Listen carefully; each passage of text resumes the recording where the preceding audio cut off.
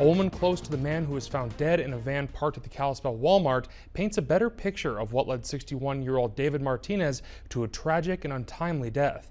MTN's Nicole Miller spoke to his fiance, who remembers him as a loved and wanted man whose declining health helped seal his fate. I met David when I was 16. He was a surfer, and he was handsome and funny and exciting, and I fell in love with him. He was my very first love. Katie Wilson says she will never forget the love of her life. Look at that man. Her fiance, David Martinez. The 61-year-old man found dead earlier this week in a parking lot inside his van. This gentleman was found in the early morning hours of the 29th, deceased in his van and that he'd been living in the Walmart parking lot. But Wilson says there's been some misconception. David Wiley Martinez did not die a homeless indigent man in the Kalispell parking lot of Walmart.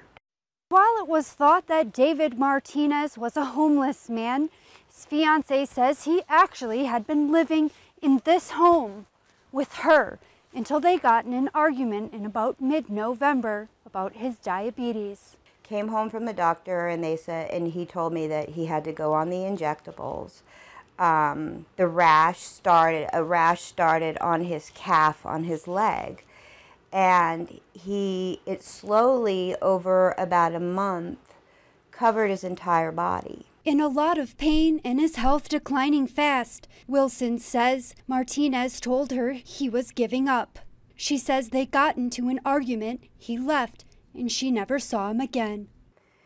Because of all the medications and the pain and going on the injectables and it not working, not getting his blood sugar where it needed to be, he did talk about that he was, done. We couldn't take any more.